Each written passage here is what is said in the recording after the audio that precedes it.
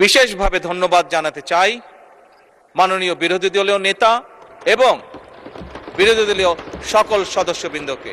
কারণ একটু আগেই আমি বলেছি, আমরা ছাড়া আপনারা পরিপূর্ণ নন, আপনারা ছাড়া আমরা পরিপূর্ণ নই।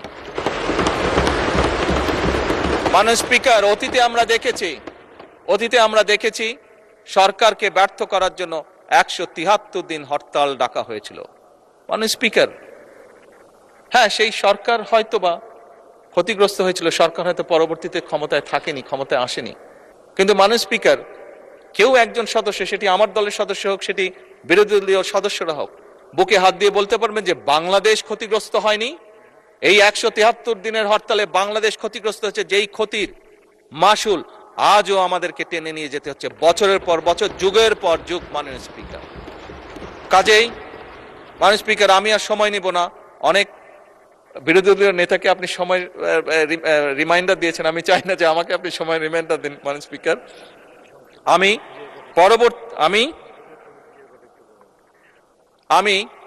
বিরোধী দলীয় নেতার সাথে একমত হয়েই বলতে চাই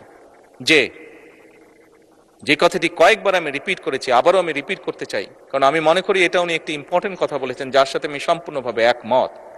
এই সংসদ মানে পুরো বাংলাদেশ।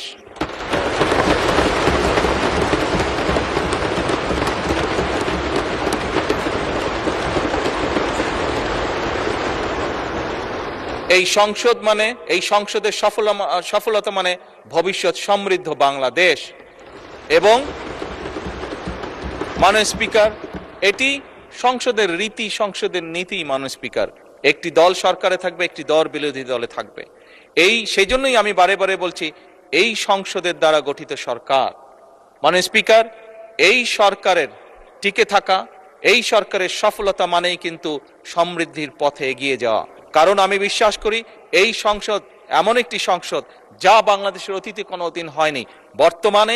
বর্তমানে সংসদ, বর্তমান এবং ভবিষ্যতে হবে সেটি হলো উভয় পক্ষ দেশের স্বার্থে আমরা একসাথে কাজ করব।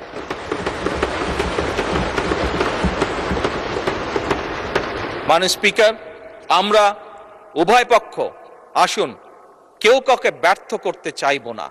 কারণ আপনি এবং আমি, আপনারা এবং আমরা মিলেই কিন্তু পূর্ণ সংসদ। আমরা মিলেই কিন্তু পূর্ণ সংসদ। কাজে আপনি ব্যর্থ হলে আমি ব্যর্থ, আমি ব্যর্থ হলে আপনি ব্যর্থ। এই কথাটি আমাদেরকে মনে রাখতে হবে। এবং আমরা যে কোনো একজন ব্যর্থ হলেই বাংলাদেশ ব্যর্থ হয়ে যাবে।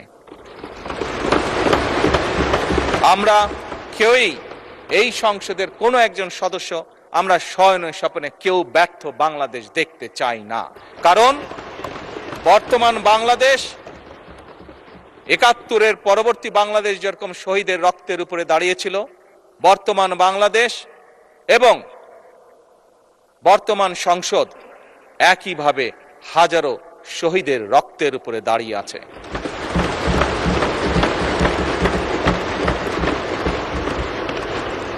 মাননীয় স্পিকার,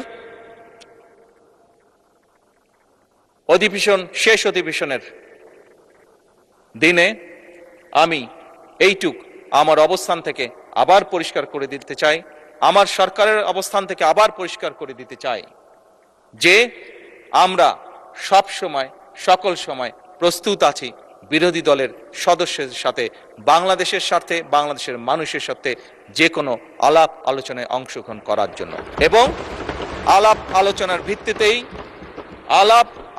ভিত্তিতে আমরা সকলে একসাথে এই দেশকে ইনশাল্লাহ সামনের দিকে এগিয়ে নিয়ে যাব।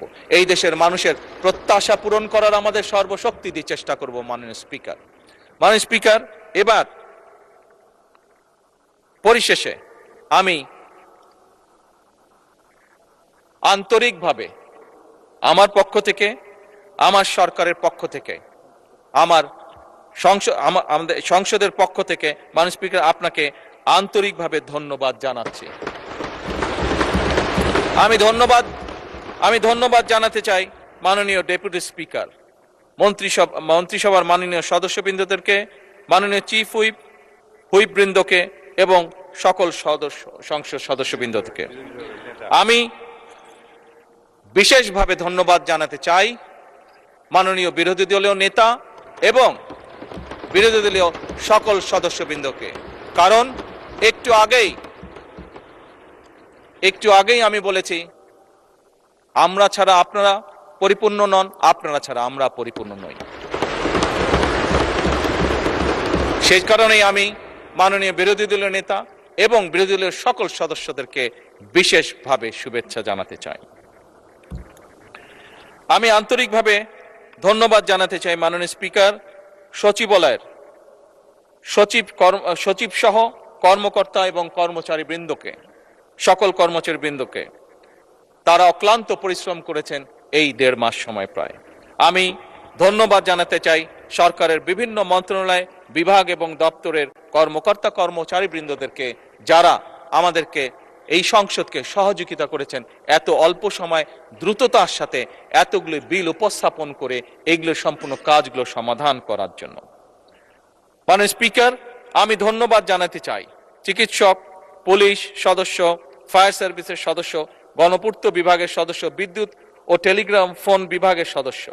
আমি বিশেষভাবে আবারও আমি ধন্যবাদ জানাতে চাই নিরাপত্তা বাহিনী সহ সংশ্লিষ্ট সকল সেবাদানকারী প্রতিষ্ঠানের ব্যক্তিবর্গকে। জাতীয় দৈনিক পত্রিকা, বিভিন্ন সংবাদ সংস্থা, বাংলাদেশ বেতার, সংসদ, বাংলাদেশ টেলিভিশন ও বেসরকারি টিভি চ্যানেল সহ দেশের সকল গণমাধ্যম, সাংবাদিক, কর্মকর্তা কর্মচারী বৃন্দদেরকে আন্তরিকভাবে ধন্যবাদ জানাতে চাই।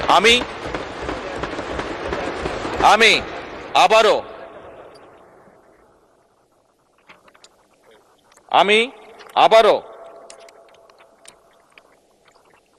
পরিষ্কারভাবে দৃঢ়চিত্তে বলতে চাই যে সকল ব্যক্তি এবং সংস্থাকে আমি ধন্যবাদ জানিয়েছি, তাদের সকলের সহযোগিতার কারণেই আজ আমরা এই সংসদটি সুন্দরভাবে এই অধিবেশনটি সমাপ্ত করতে পারলাম এবং দেশ গঠনে এই প্রত্যেকটি সংস্থা এবং প্রত্যেক ব্যক্তির অবদান রয়েছে এবং ইনশাআল্লাহ ভবিষ্যতেও থাকবে।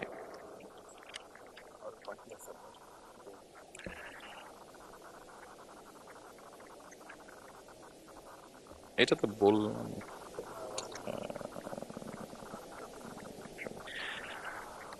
মাননীয় স্পিকার, মাননীয় বিরোধী দলের নেতা এই সংসদ কার্যালয়ের কর্মকর্তা এবং কর্মচারী বৃন্দ সহ সংসদ ভবন, প্রধানমন্ত্রী দফতরের সহায়ক হিসাবে বিভিন্ন বিটিভি এবং বেতার কর্মরত বিভিন্ন ব্যক্তির বিষয় উনি বলেছেন তাদেরকে কিছু সম্মানের ব্যবস্থা করার কথা আপনাকে অনুরোধ জানিয়েছেন। আমি ওনার এই প্রস্তাবকে সম্পূর্ণভাবে সমর্থন করছি। মাননীয় স্পিকার,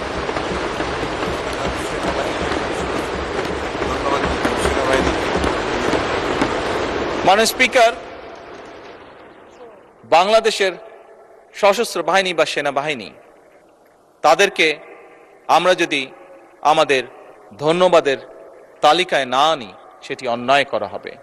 ফ্যাসিবাদের পলায়নের পরে মাননীয় স্পিকার, এই সশস্ত্র বাহিনী এবং সেনাবাহিনী তাদের সর্বোচ্চ দিয়ে চেষ্টা করেছে যে দেশকে একটি সুশৃঙ্খল অবস্থার মধ্যে রাখা,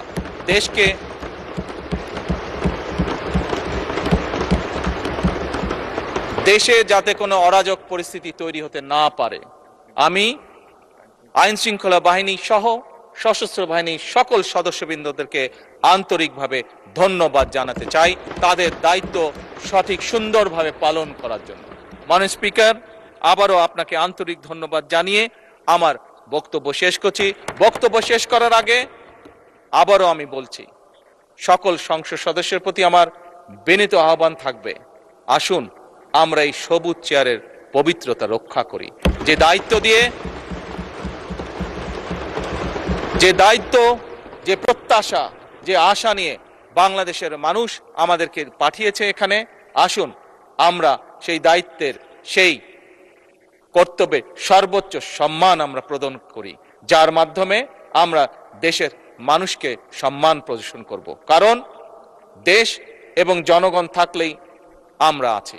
দেশ এবং জনগণ সম্মান যদি আমরা না করি তাহলে আমাদের রাজনীতি হয়তো ব্যর্থ হয়ে যাবে। সেই জন্য আমাদের সবচেয়ে প্রথম হচ্ছে এই দেশের জনগণ এবং এই প্রিয় মাতৃভূমি বাংলাদেশ। মানে স্পিকার, আপনাকে আন্তরিক ধন্যবাদ। আসসালামু আলাইকুম।